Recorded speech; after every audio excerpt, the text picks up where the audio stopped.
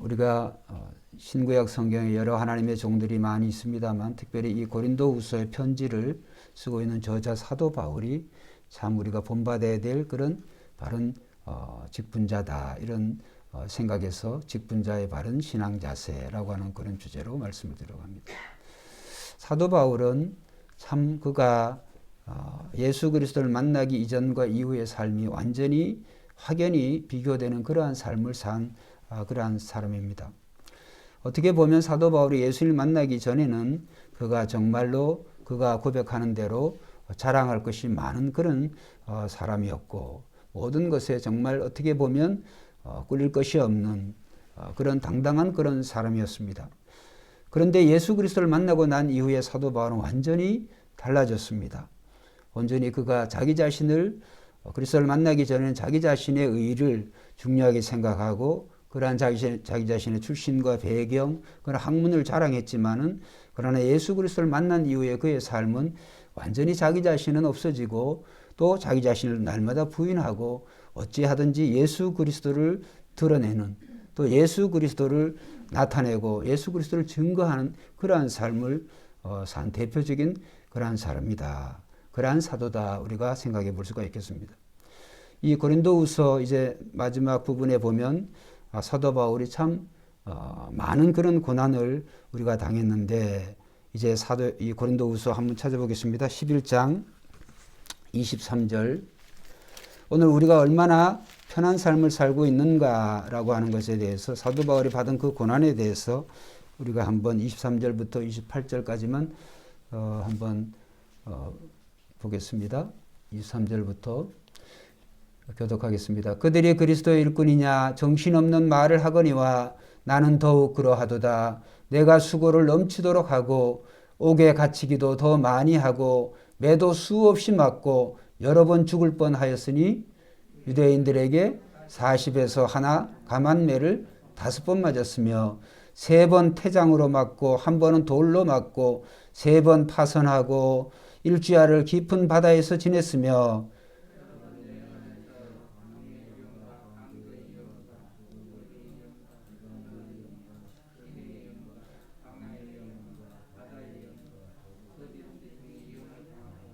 또 수고하며 애쓰고 여러 번 자지 못하고 줄이며 목마르고 여러 번 굶고 춥고 헐벗었노라. 이외의 일은 고사하고 아직도 날마다 내 속에 눌리는 일이 있으니 곧 모든 교회를 위하여 염려하는 것이라. 28절 말씀에 보면 이 사도 바울이 참 이렇게 23절 이후에 27절까지 이렇게 이게 다겠습니까? 그러나 이렇게 여러 많은 그런 고난 속에서도 자기 자신은 그런 자기 속에 눌리는 일이 있다.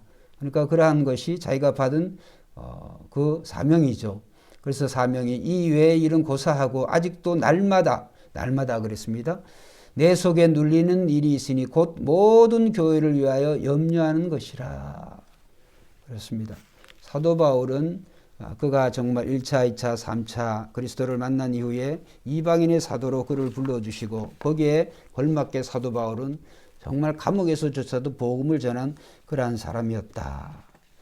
그런데 우리가 어떻게 생각을 해보면 사도 바울은 어떻게 이렇게 예수 그리스도를 만나고 난 이후에 그의 삶이 정말 후회도 없이 이렇게 어떻게 보면 초지일관 같은 자세로 이렇게 임할 수가 있었겠는가 이런 생각을 해보는 거죠.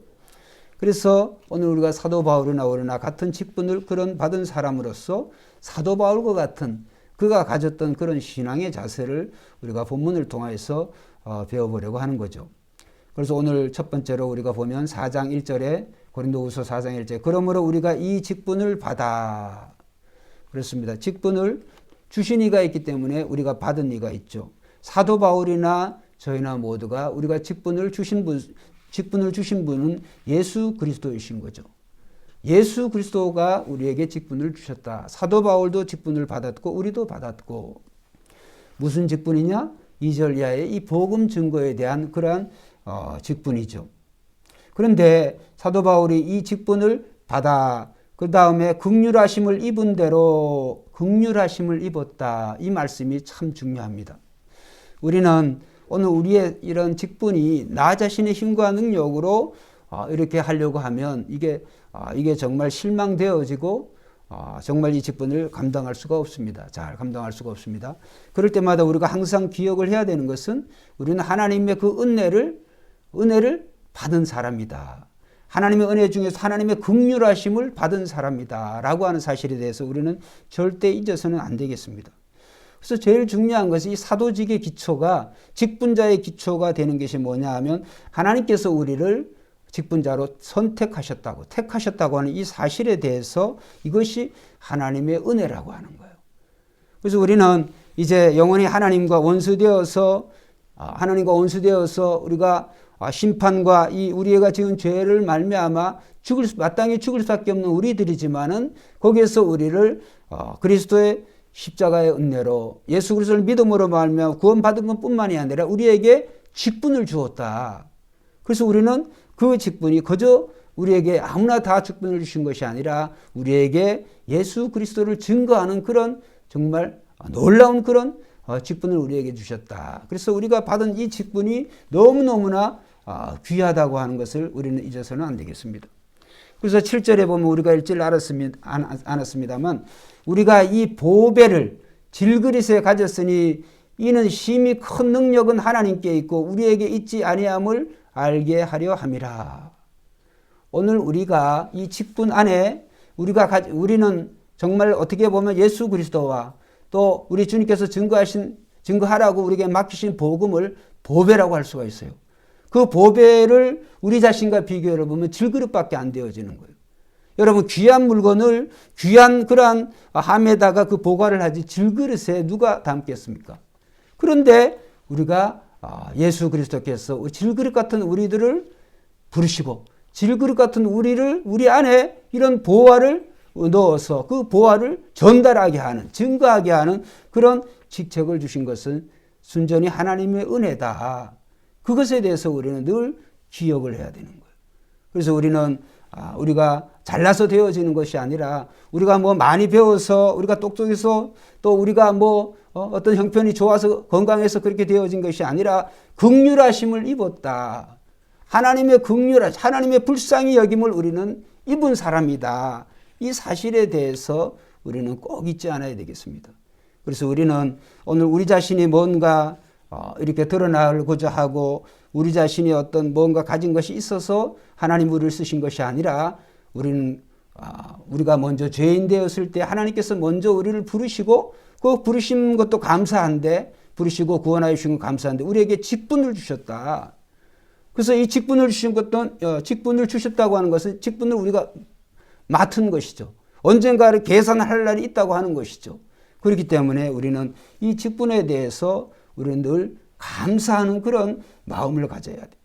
그리고 이 직분을 가졌을 때 우리는 어떤 일이 일어나느냐? 4장 마지막 절에 보면 긍휼하심을 입은 대로 한번 따라 합시다. 낙심하지 아니하고 낙심할 일이 와요. 직분을 맡으면 그 직분 때문에 낙심할 일이 온다는 거예요. 낙심할 일이 안 오면 얼마나 좋을 것 같죠. 그런데 그렇지가 않습니다. 주님께서 그 구원의 역사를 이루시는데도 십자가를 주셨어요. 그래서 주님이 또 우리에게 말씀하시기를 아무든지 나를 따라오려거든 자기 자신을 부인하고 자기 십자가를 지고 나를 따라오라. 그래서 하나님의 이 복음 증거에는 고난이 필수적이라는 거예요. 고난이 필수적. 그런데 우리가 주님이 당하신 그러한 고난 우리가 당하지 않지만 우리 목에 고난이 있어요. 그 고난에 대해서 우리가 마땅히 그 고난을 우리가 당할 때 낙심하지 아니하고 왜? 주님이 낙심하지 아니하신 것 같이 우리도 낙심할 필요가 없습니다. 그래서 우리는 가장 중요한 것은 우리에게 직분을 주신 그 주님께서 우리에게 직분을 맡기셨는데 질그릇 같은 우리지만은 그러나 질그릇 같은 우리에게 이 보배 하나님의 보배이신 그 예수 그리스도 즉 예수 그리스도의 복음을 우리에게 맡겼기 때문에 우리가 맡은 자로서 우리가 그것을 증거하면 되는 것이에요. 우리가 이 질그릇 안에 뭐가 있는 것이 아니라 이 질그릇 자체에 뭐가 있는 것이 아니라 이 질그릇에 담겨진 그 보화가 중요한 거죠.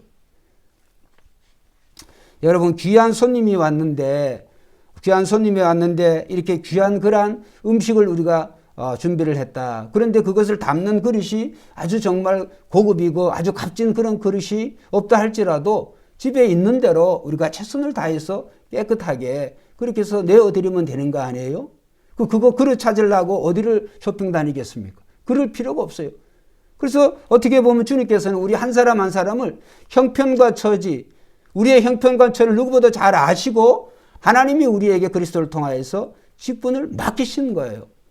그러니까 우리는 다만 우리 자신이 어떤 잘나서 우리 자신이 어떤 그런 의로와서 직분을 받은 것이 아니라 한 사람 한 사람 하나님께서 우리의 그것을 아시기 때문에 그리스도를 통하여서 우리에게 직분을 맡기신 것이다. 그래서 우리는 다른 사람과 비교할 게 없어요. 요즘 제가 이제 성경 읽게 하는데 신약 이제 사도행전 이제 한 4, 5장 들어갔는데 그 전에 요한복음 보니까 마지막 부분에 그 말씀이 나오더라고요.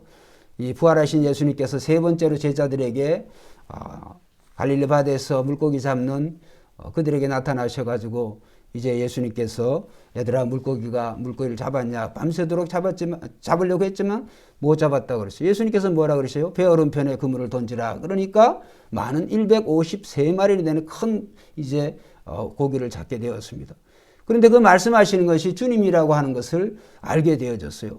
그래서 다른 제자들보다도 먼저 수제자 베드로가 벗고 있다가 급히 주님이라고 하는 얘기를 듣고 겉옷을 하나 걸치고 물속에 이제 먼저 뛰어들어서 얼마나 이제 성격이 급한 거죠.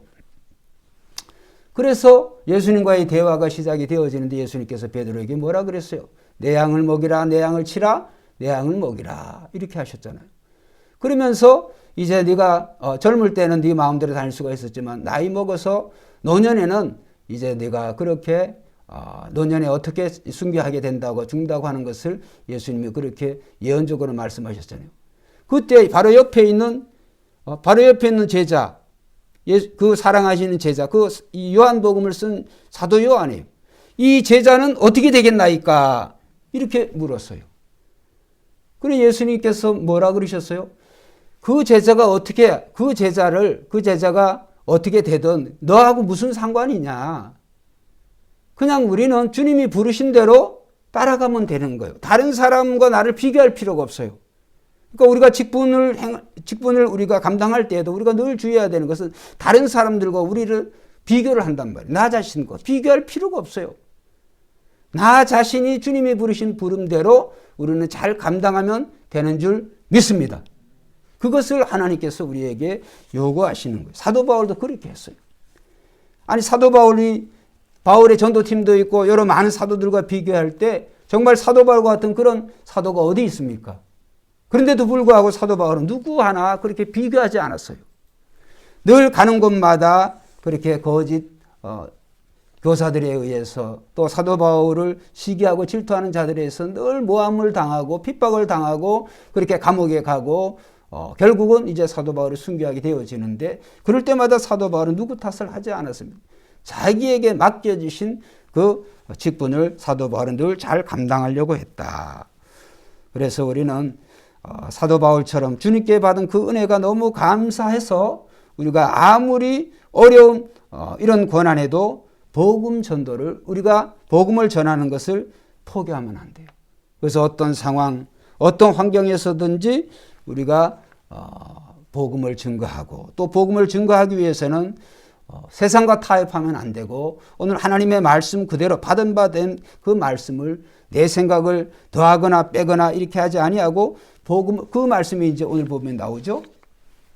2절에 고린도후서 4장 2절에 이에 숨은 부끄러움의 일을 버리고 속임으로 행하지 아니하며 그래서 하나님의 우리가 복음을 전하는 우리 직분자로서 우리가 부끄러운 그런 일을 한다. 부끄러운다라고 하는 표현이 이제 그 속에 의미가 여러 가지 되어지겠죠. 어쨌든 우리가 복음을 증거하는 자로서 걸맞지 않은 그런 삶을 살면서 복음을 증거한다. 그 참 앞뒤가 않는 말이죠. 그래서 어찌하든지 우리는 숨은 부끄러움 일을 버리고 그 다음에 속임으로 행하지 아니하며 우리는 우리의 증거하는 이 복음의 내용대로 우리는 살려고 노력해야 되고 그 다음에 하나님의 말씀을 혼잡하게 하지 아니하고 혼잡하다고 하는 것은 거기에 뭐를 섞는 거죠? 불순물을 섞는 거죠.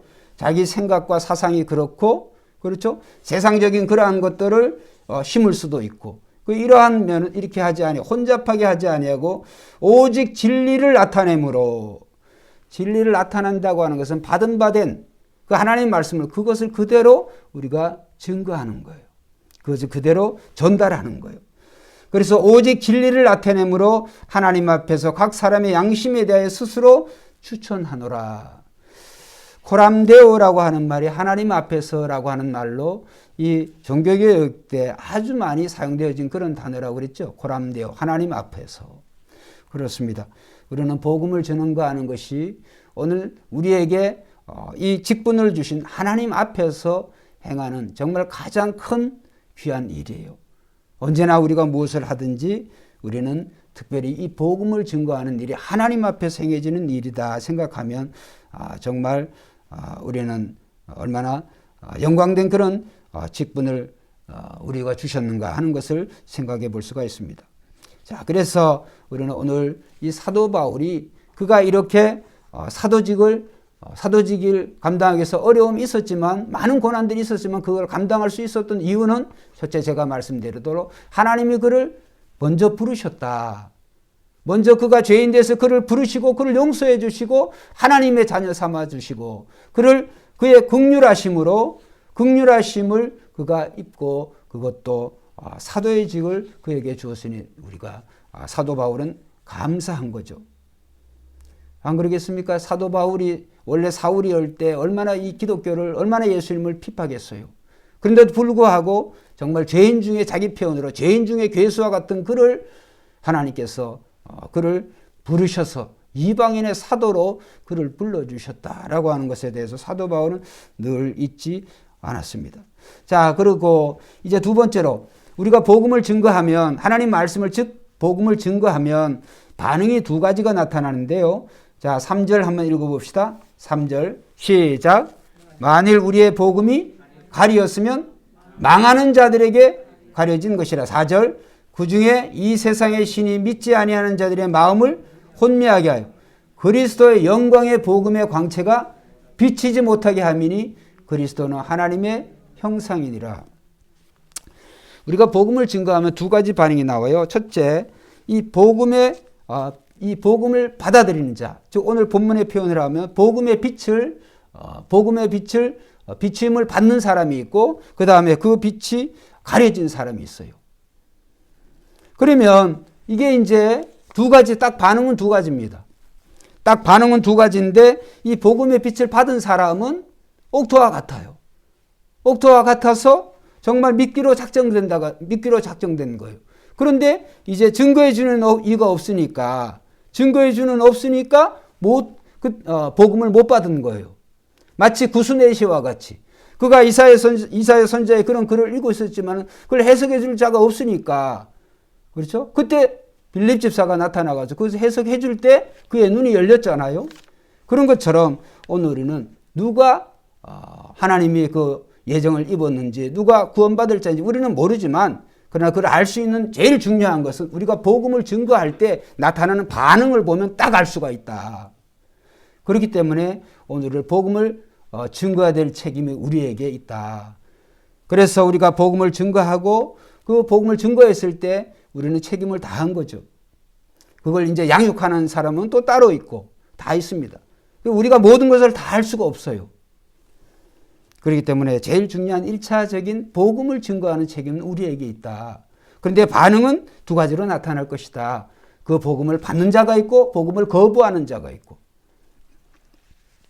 결국은 거부하는 자는 자기 스스로의 그러한 거부하는 것 같지만 본문의 말씀을 보면 이 세상의 신이 즉 마귀가 믿지 아니하는 자들의 마음을 혼미하게 한다. 그렇게 했습니다. 이렇게 보면 마귀 탓을 할 수도 있지만은 마귀는 어떤 곳에서 역사하겠어요? 죄가 있는 곳에 마귀가 역사하는 거예요. 욕심이 있는 곳에 마귀가 역사하게 돼 있어요. 그렇기 때문에 또 이 세상의 신이라고 그랬잖아요. 이 세상에 속하고 이 세상의 것들을 자랑하고 사랑하는 자에게는 마귀가 역사하게 되어 있어요.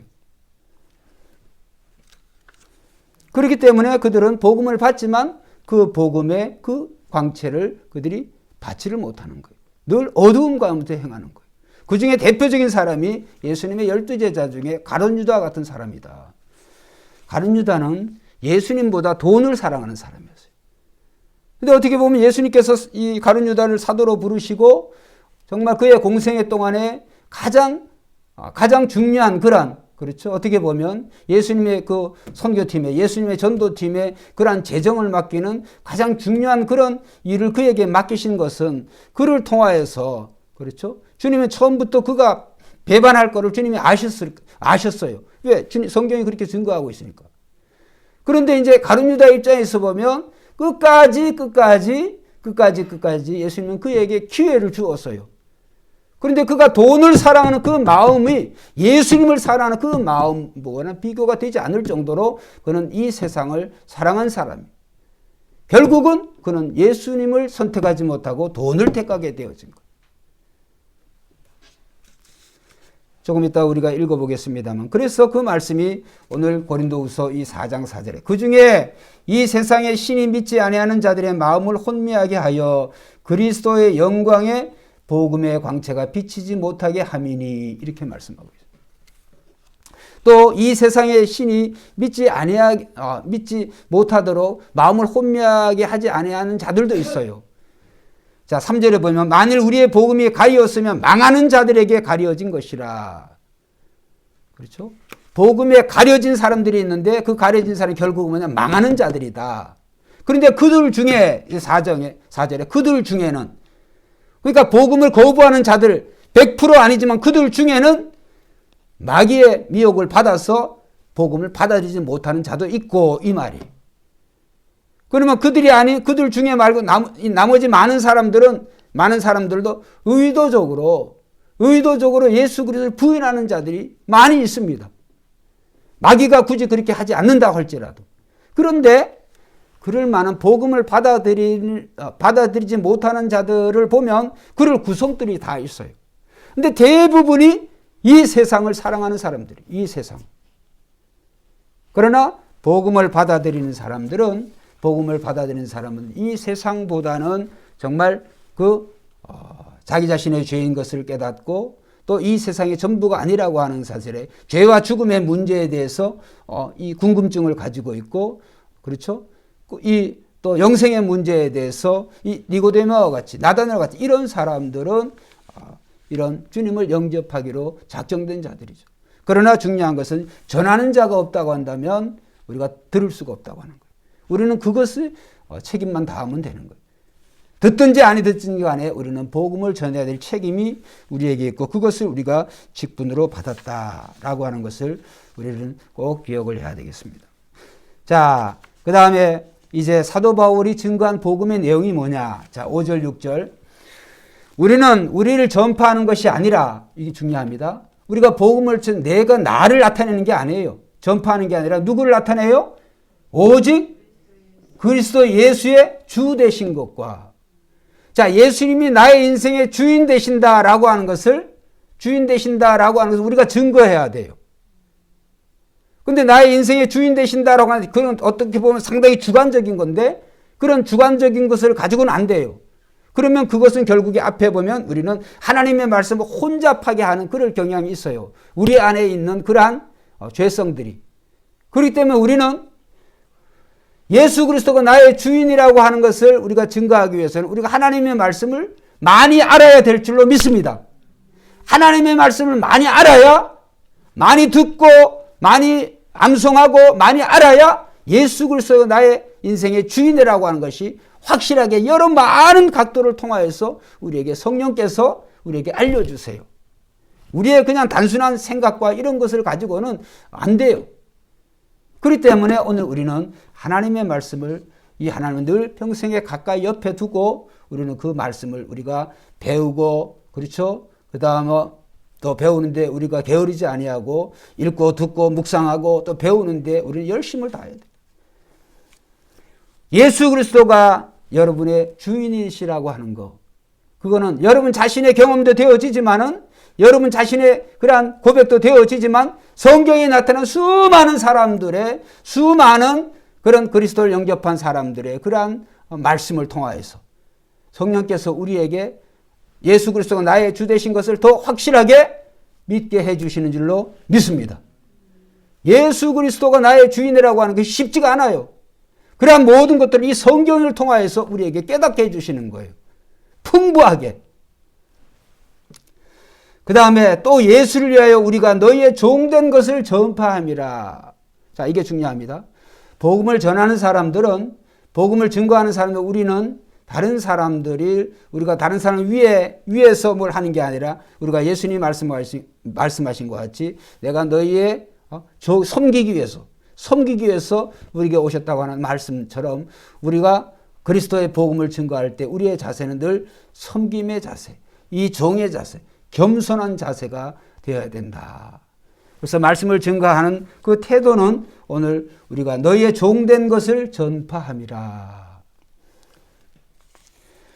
자, 마지막으로 그러면 오늘 우리는 이 사도 바울의 이 신앙을 정말 우리는 본받는 그런 삶을 살아야 되겠는데, 오늘 제일 중요한 것은 사도 바울은 어떤 삶을 살았느냐 한번 따라합시다. 하나님의 말씀대로 그렇게 살았다. 사도 바울은 누가 뭐라 그러든지 간에 하나님의 말씀대로 그렇게 산 사람이에요. 말씀대로 사도 바울은. 그래서 자기 자신이 받은 그 하나님의 말씀, 그 읽고 듣고 그리스도로부터 직접 증거된 그 말씀을 자기가 살았는 거예요. 여러분, 우리가 양심에 부끄러울 것이 없는 삶이란 어떤 삶일까요? 성경 말씀에 비추어서 내 생활을 고쳐나가는 변화된 삶을 사는 것이 우리가 내 양심에 비춰서 부끄러움이 없는 그런 삶이다. 성령 충만한 그런 삶이다 라고 말할 수가 있어요. 여러분, 성령 충만이 상당히 어떤 뭐라 그럴까요? 나는 가만히 있고 성령이 나를 막 전적으로 주관하셔서 이렇게 여러분이 착각하시면 안 돼요. 오늘 우리는 성령 충만하다고 하는 것은 오늘 우리의 마음조차도 우리 스스로 그리스도를 닮아가려고 하는, 하나님의 말씀을 쫓아 살려고 하는 그런 노력과 흔적, 그런 경건의 훈련이 날마다 있어야 되는 줄로 믿습니다. 그래서 우리는 결국에 그리스도처럼 어느 날 호련히 주님이 오실 그때 주님의 몸처럼 바뀌어질 텐데, 그 전까지는 우리는 무진장 계속토록 우리는 성화의 과정을 겪어야 돼요. 근데 성화라고 하는 것이 나는 가만히 있는데 성령께서 전적으로 나를 변화시키는, 그렇지가 않습니다. 그렇다고는 우리는 자유의지를 주실 필요가 없죠. 그래서 우리는 하나님의 말씀, 그 하나님의 말씀을 따라서 우리 자신이 그 말씀을 통하여서 우리는 몸부림치는 거예요. 잘못된 것들에 대해서 회개하고, 그렇죠? 날마다 순간마다 분초마다 말씀의 거울에 자기를 비춰서 노력해 나가는 거예요. 변화시켜 나가는 거예요. 그것이 오늘 우리가 감당해야 될 목이다. 막 부흥의 시간에 어떤 수련회 박수치고 막 무슨 간에는 다 성령 충만한 것 같죠. 문만 나가보세요. 말짱 꽝이지. 왜 그러느냐? 그 순간 성령이 주시는 그러한 어떤 감정적인 그러한 부분도 있지만은 성령 충만은 한번 따라해요. 지정의. 따라해보세요. 지정의. 성령은 지식적이에요. 지식적으로. 그래서 성령의 지식적이라는 하나님의 말씀을 지식적인 부분이죠. 그 다음에 우리의 감정, 정적인 부분이 있어요. 그런데 부흥회나 무슨 찬송을 하든지 기도를 하든지 이런 거, 우리의 이 상당히 특별히 음악은 우리의 감정을 많이 건드려요. 그게 다인 줄 알아요. 착각이에요. 열린 예배나 닫힌 예배나 있는 데 가보면 막 찬양하고 그건 좋아요. 나가면 쓰레기도 안 주워가. 그거는 성령 충만한 게 아니에요. 그러면 의지적인 부분이 있어요, 우리에게. 그건 실천 부분이에요. 그렇게 살아야 되는 거예요. 근데 한국교회가 상당히 그러한 어떤 그러한 부분은 상당히 부족해요. 그냥 우리는 가만히 있고, 성령께서 나를 그냥, 로봇처럼, 우리 로봇가 아니에요. 그래서 하나님은 지정의 하나님이세요. 우리는 하나님의 말씀을 알아야 되는 줄로 믿습니다. 그 다음에 우리의 마음도 이런 모든 이 오감이, 그렇죠? 우리가 느끼는 이런 오감을 통해서도 그렇고 이런 어떤 감정적인 그러한 부분도 예를 들어서 이 사울왕과 같은 경우를 생각해 볼 수가 있어요. 생각해 볼 수가 있어요. 사울왕이 상당히 그 음악을 좋아하는 사람이에요. 근데 귀신 들렸잖아요. 귀신 들려서 다윗을 초청을 했잖아요. 다윗이 악기를 타니까 이 사울의 귀신이 떠나버리는 거예요. 근데 들어왔다 나갔다 해. 이 다윗이 그 하프를 타고 찬송을 하면은 귀신이 떠나. 근데 그렇지 않으면 또 귀신이 들어와 버려. 왜 그랬을까요? 그게 청소가, 귀신이 들어오도록 청소가 잘 되어 있어요. 귀신이 안 들어오게 하려고 그런다면 그 사울이 회개해야 될 건 회개해야 되고, 회개해야 될 제일 중요한 부분이 뭐겠어요? 다윗과의 관계에 대해서, 잘못된 부분에 대해서 마음을 열어야 될 거 아니에요. 그렇죠? 다윗이 왕이 되려고 하지 않았습니다. 근데 주변의 사람들이 정말 이 블레셋과의 전쟁에서 사울은 천천히 다윗은 만만이다. 그 소리 때문에 자기가 위기의식을 느껴 다윗을 죽이려고 한 거 아니에요. 다윗이 대놓고 나는 이제 왕이 될 거야 이렇게 말한 사람이 아니에요. 그런 걸 회개를 해야죠. 회개를. 그런데 사울이 회개하지 않고 끝까지 이 다윗을 죽이려고 쫓아다녔죠. 또 보세요. 사울이 이제 왕 되기 전에 선지자 사무엘을 찾아가는데 이 하나님께서 이 사무엘에게 성령을 임하게 해서 막 예언을 해. 많은 사람들이 예언하는, 그래서 이 사울도 예언자 중에, 선지자 중에 하나가 아니냐 이런 말이 들릴 정도로 사도 바울이 그냥 그 순간에 이렇게, 그거는 성령께서 그 순간 그렇게 사용하시는 거예요. 그렇게 역사하신 거예요. 근데 성령 충만을 그런 면으로서만 생각하면 안 된다 이 말이에요. 근데 어떻게 되셨어요? 그렇게 예언하고 성령을 받은 사울이 오히려 더 다윗을 죽이려고 그랬어. 왜? 성령을 받은 그 성령을 그가 간직하지 못하고 마귀가 좋아하는 그러한 마음이, 그런 욕정이, 그러한 삶을 그가 살기 때문에 성령이 떠나버리시는 거죠. 그래서 우리는 성령 충만하면 그게 무슨, 나는 뭐 하고 싶은 거 다 하지만은 성령이 내 말을 오늘날 주장해가지고 내가 변화된 예수님, 그런 일은 죽었다 깨도 안 일어나요. 그런 일은. 근데 우리가 그런 경향이 많이 있다 이 말이에요. 성령은, 다시 말씀드립니다. 하나님은 지정의의 하나님이세요. 이 세 가지뿐만도 아닐 거예요. 제가 표현을 다 못하니까 굳이 우리가 배운 언어로 사용하려고 하면 지정의의 하나님. 하나님은 지식적인 하나님이세요. 그 다음 우리의 정적, 우리의 감정도 우리가 온전히 사용해야 돼요. 그 다음 우리의 의지가 충만해. 이 의지는 이를 실천하는 부분이에요. 그렇죠? 하나님 말씀을 알고 내 안에 정말 하나님 사는 그런 마음이 뜨거우면 뭐 할 거예요? 그걸 실천하지를 않는데 안 되는 거예요. 그래서 오늘 그러한 면에 있어서 우리가 정말 양심에 부끄러울 것이 없는 삶이라고 해도, 양심에 죄가 하나도 없는 사람이 어디 있겠어요? 그런 의미가 아니라 날마다 하나님의 말씀에 맞추어서 내 생활을 고쳐 나가려고 하는 그러한 삶, 그런 변화하려고 하는 그런 삶을 사는 그런 모습을 우리는 양심에 부끄러움이 없는 그런 삶이다. 성령 충만한 삶이다. 그렇게 말할 수가 있습니다. 그렇기 때문에 오늘 우리가 사도 바울에게서, 사도 바울도 죄가 있겠죠. 죄가 없는 사람이 어디 있겠어요. 그러나 사도 바울은 그가 늘 그리스도를 높이고 그리스도 중심으로 그가 살았다. 그래서 우리는 하나님의 말씀에 자신의 뜻을 쳐서 복종시킬 때 하나님이 영광 받으시는 줄로 믿습니다. 우리가 증거하는 복음의 내용대로 우리가 이렇게 살려고 노력해야 되는 거예요. 노력을 할 때, 우리가 그렇게 살기로 결정을 할 때 하나님이 영광 받으시는 거예요. 자, 성경 두 구절만 찾아보고 그 말의 의미가 무슨 말인지를 성경을 찾아보면 답이 딱 나옵니다. 자, 예수님이 어떠셨나? 요한복음 12장. 그래서 우리가 성경을 봐도 자세히 봐야 돼요. 자세히.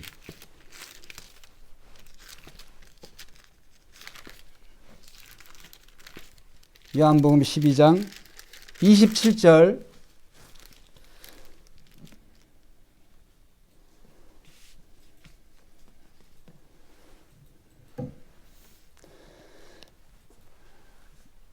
자, 27절, 28절 한번 읽어봅시다. 시작. 지금 내 마음이 괴로우니 무슨 말을 하리요? 아버지여 나를 구원하여 이 때를 면하게 하여 주옵소서. 그러나 내가 이를 위하여 뭐요? 이때 왔나? 28절.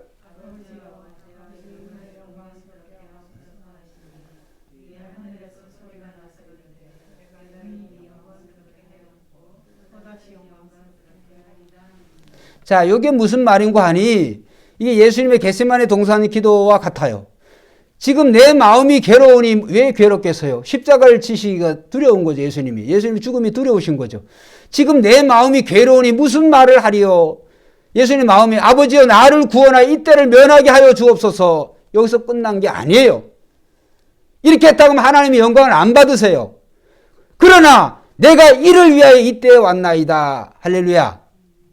이 말씀을 하시니까 28절에 아버지여 아버지의 이름을 영광스럽게 하옵소서 하시니 이 하늘에서 소리가 나서 이르되 내가 이미 영광스럽게 하였고 또다시 영광스럽게 하리라 하시니. 할렐루야.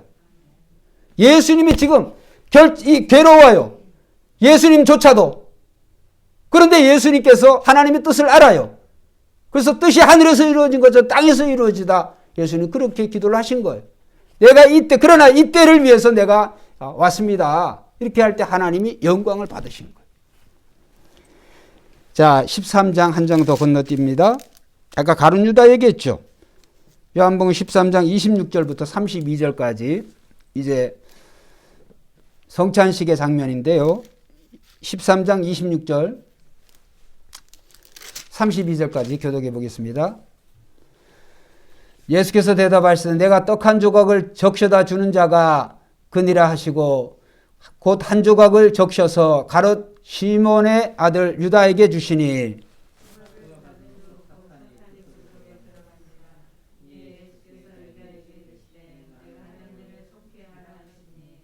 이 말씀을 무슨 뜻으로 하셨는지 그 앉은 자 중에 아는 자가 없고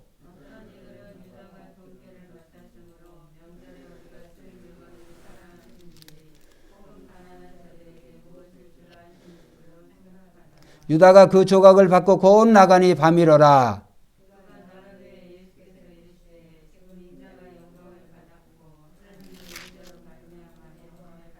32절 만일 하나님이